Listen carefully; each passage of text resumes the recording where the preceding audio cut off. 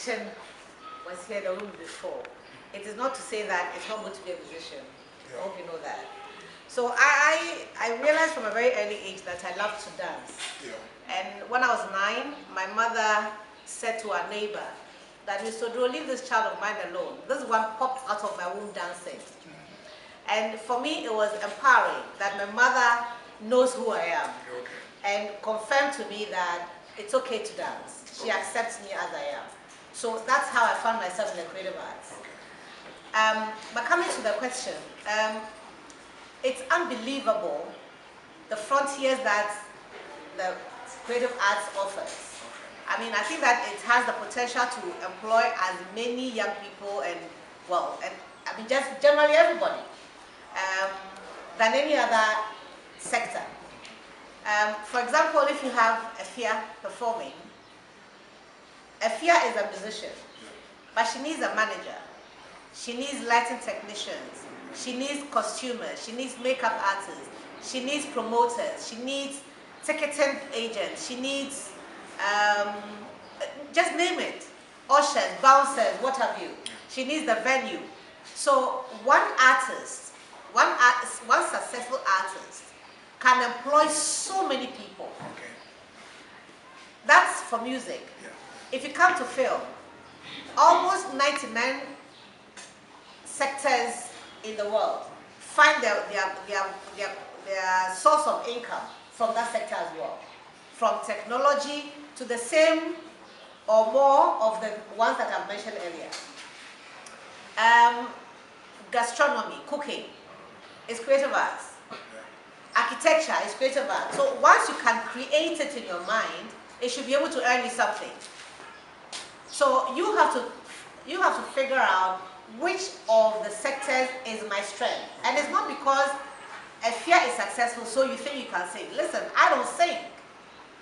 I don't sing because when everybody is going, Fifi Kwete the other day said that that pitch is too high when we were singing some party songs. I don't sing. But because when I get excited, I forget I'm supposed to sing treble. I'm joining those singing alto or tenor. And then I realized, no, that's not my place. I should come this way. So you find what your strength is and develop that. And remember, there's always someone who has done what you want to do. And it's okay to be humble enough to go and ask, how did you do it? Mentorship. Mentorship. Standing on the shoulders of giants. Those, exactly. They don't have to be giants, really. They just have to be people who know. Because by the time you get on the shoulders of a giant, maybe as I do.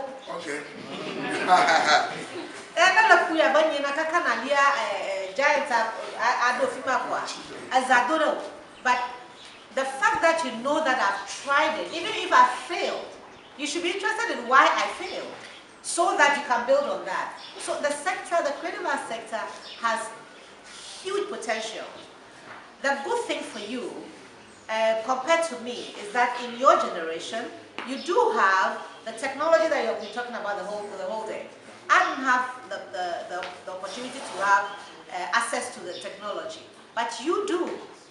I mean, how many people care to come to the gateway to Ghana, which is Aplau, Katusa?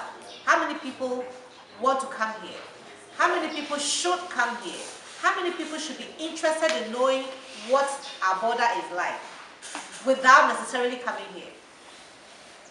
So that's something that you can do as a child who comes from here, who understands the dynamics, who understands the nuances, who understands the culture, the way in which we do our things. And it's not in the big things. Look, people have been asking me, when you were deputy minister, why didn't you develop the beach in Aplau? Come on. The beach is from Aplau all the way to Hafasmi. Is the sea different from the one? So when you have something in abundance, that's not what your focus should be on. Our focus is some parts of our culture that other people don't have. So I've been telling those in Sope, which is Sogakofa area, that they have the key to open the opportunity for tourism in this country, in this region, in this part of our region. You know why? Because their festival, their Tocho Bazaar, is like no other. That's what I can promote. where the money is. So if you come from this community and you are able to identify what's unique to us, that's the kind of thing that you should be able to promote and have people put their monies into. So it's not okay to want to be the photocopy of everybody. It's okay to want to be the original and focus on building and polishing that original. John Mason said, imitation is limitation. Absolutely. Absolutely. So, I mean, to digress just a little bit, and don't take offense because it's not to any particular person. I'm just saying that if, for example, you want to be the next dancer for Stoneboy, well, that's okay. I mean, if you can earn something for it, why not? It is not in the fact that you are the one who is not bashful or who is not shy to go nude. That's not what's going to sell you. Because when we learn the people who are nude, maybe you are not, the one who will not be admired. Do you understand?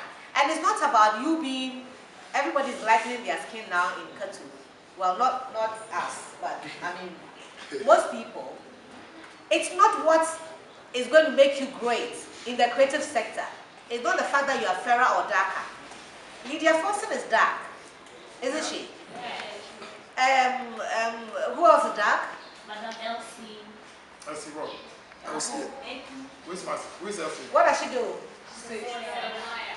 Our own. Okay, so you see, Elsie is my daughter. She's darker than I am.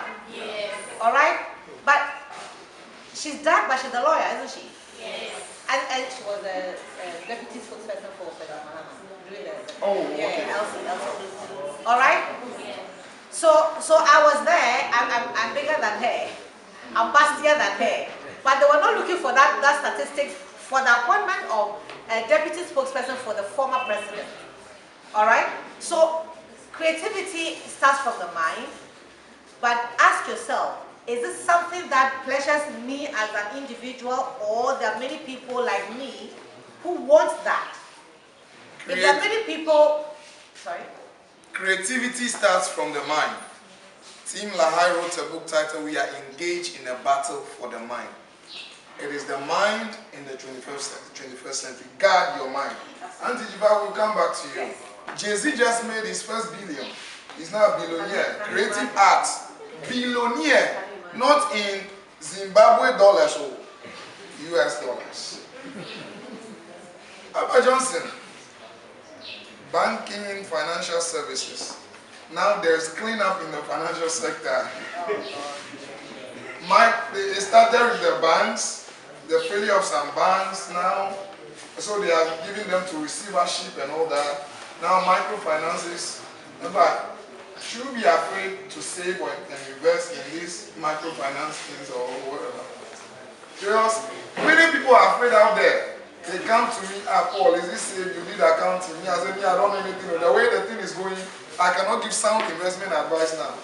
Can you help us? Thank you. Let me start by saying that the fact that somebody drowned in the water doesn't mean that we don't swim in the water again. Okay. So that's a good punchline. Let's give him a round of applause.